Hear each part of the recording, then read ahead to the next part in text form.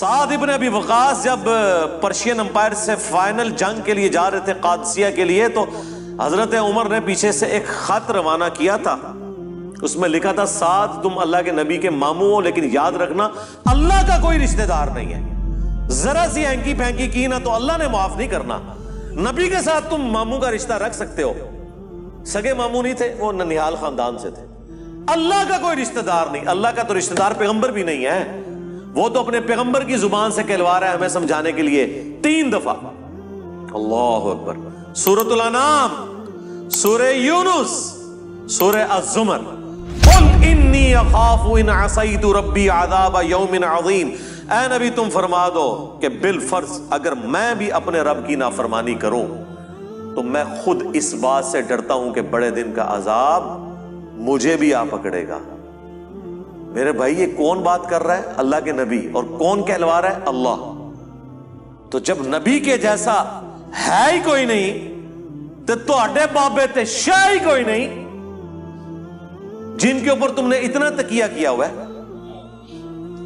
کیا کبھی آپ نے حضرت ابوبکر، عمر، عثمان و علی سے سنا کہ جو ہمارا مرید ہو جائے ہم اس وقت تک جنت میں نہیں جائیں گے جب تک کہ اسے جنت میں لے نہ جائیں؟ حالانکہ وہ خود کنفرم جنتی تھے، آخری وقت تک ڈرتے رہے۔ جامعہ ترمذی میں حدیث ہے، حضرت عثمان غنی جب بھی قبرستان جاتے تو بہت روتے تھے۔ لوگوں نے پوچھا کیوں؟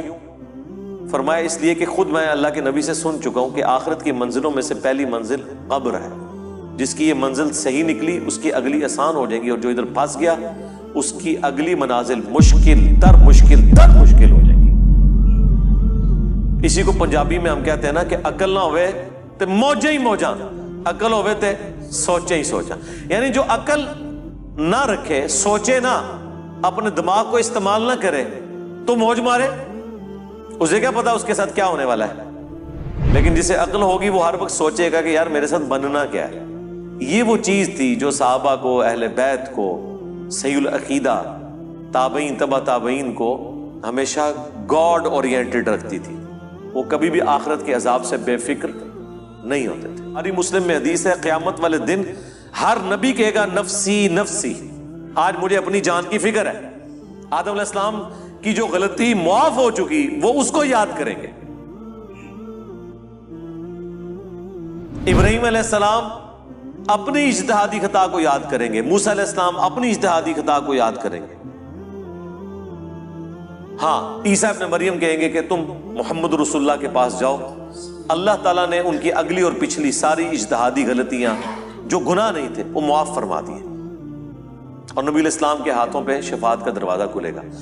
آپ کے علاوہ، آپ کے سوا تمام پیغمبر نفسی نفسی کر رہے ہوں گے، تو اس صورتحال میں یہ کہنا کہ میرا بابا مجھے بچا کے نکال لے گا، تو تیرا بابا بڑا ہے یا اللہ کا پیغمبر بڑا ہے؟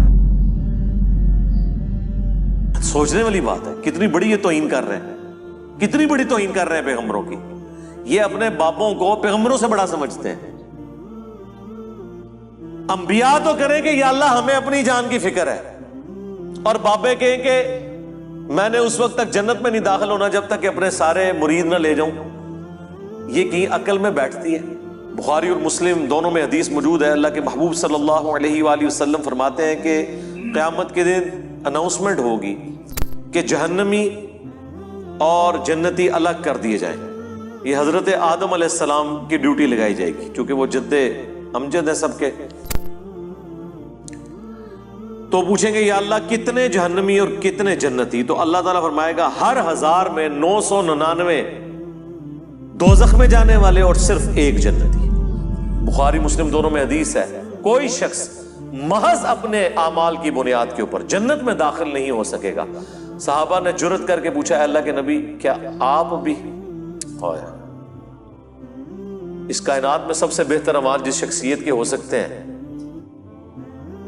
وہ تو رسول اللہ کی ذات ہے صلی اللہ علیہ وآلہ وسلم۔ تو آپ نے اس کو کیسے ارشاد فرمایا؟ آپ نے فرمایا ہاں میں بھی جب تک میرے رب کی رحمت مجھے ڈھانپ نہ لے میں بھی صرف اپنے اعمال کی بنیاد پہ جنت میں داخل نہیں ہو سکتا۔ تو میرے بھائی اگر یہ نبی کا حال ہے، یہ نبی کی سچویشن ہے، یہ نبی کا سٹیٹس ہے، تو بابے تو شاہی کوئی نہیں۔ اب مجھے بتائیں وہ بابے جو یہ کلیم کرتے ہیں کہ ہم اپنے ساتھ آپ کو بھی لے جائیں گے، کتنے؟ ہاں جتنے آپ جان گے، کوئی کسی کو نہیں لے کے جا سکتا جب تک کہ اس کا اپنا قبلہ درست نہ ہو۔ ہاں اپنا قبلہ درست تھا، تھوڑی بہت کمزوریاں ہوئیں، کوئی رعایتی نمبر چاہیے، کوئی شفاعت چاہیے، اللہ تعالیٰ ڈیوٹی لگا دے گا۔ وہ بخاری مسلم میں حدیث ہے کہ انبیاء بھی سفارش کریں گے، فرشتے بھی کریں گے، اللہ کے نیک بندے بھی کریں گے، اس سے کسی کو انکار نہیں ہے۔ لیکن یہ نہیں ہو سکتا کہ آپ دیدہ دلیری کی زندگی گزاریں اور پھر شفاعت کے امیدوار ہو جائیں، ناٹ ایٹ آل۔ بخاری مسلم دونوں میں حدیث ہے، جب سورہ الشعراء کی یہ آیت نازل ہوئی کہ اے نبی اپنے قریبی رشتہ داروں کو آخرت کا ڈر سنائیں، تو نبی علیہ السلام اپنے رشتہ داروں کے پاس گئے، اپنے چچا کے پاس آئے اور فرمایا اے نبی کے چچا عباس، میرے مال سے جو لینا ہے وہ لے لے، اگر اللہ نے تجھے پکڑ لیا تو میں اللہ کے حضور تیرے کچھ کام نہیں آؤں گا۔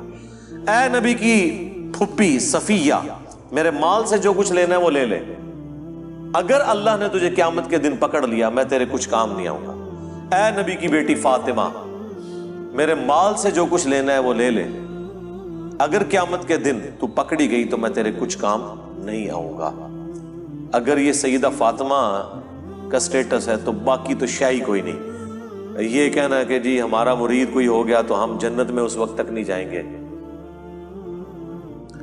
تو سورۃ الاعراف میں ہے کہ جب کبھی کوئی امت جہنم میں داخل کی جائے گی وہ اپنے بزرگوں پہ لعنت بھیجے گی اور کہے گی اے اللہ ہمارے بزرگوں کو دگنا عذاب دے کہ جن کی وجہ سے ہم جہنم میں گئے۔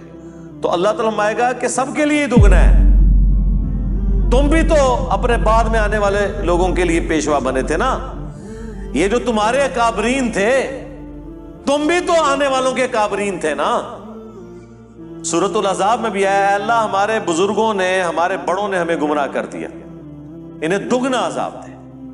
سورہ حامیم سجدہ میں آیا اے اللہ جن اور انسانوں میں سے وہ بزرگ بابے ہمارے حوالے کر جن کے پیچھے لگ کے ہم گمراہ ہوئے، ہم انہیں اپنے پاؤں کے نیچے روندیں گے آج، جس طرح ان کے پاؤں کے تلوے چاٹتے تھے نا دنیا میں، اب ہم انہیں اپنے پاؤں کے نیچے روندیں گے کہ انہوں نے ہماری آخرت برباد کر دی۔ بڑا سینسٹیو ایشو ہے، جب اتنا خطرناک نہیں بلکہ خطرے ناک مسئلہ ہو پھر اس کی سینسیوٹی کے پوائنٹ آف ویو سے اسے اتنے ہی شد و مت کے ساتھ بیان کرنا چاہیے۔ یہ میٹھی میٹھی باتیں کرنے سے آپ کو آخرت کے بارے میں کبھی بھی آئیڈیا نہیں ہوگا کہ انسان کتنے بڑے خطرے سے دوچار ہونے والا ہے۔ یعنی جب اللہ تعالیٰ فرما رہا ہے کہ اس دن خاوند اپنی بیوی کو، بیوی اپنے خاوند کو، بہن بھائی ایک دوسرے کو، ماں باپ اولاد کو، اولاد ماں باپ کو بھول جائے گی، تو مجھے بتائیں اس صورتحال کے اندر کوئی شخص کسی کی جنت کی گارنٹی کیسے لے سکتا ہے؟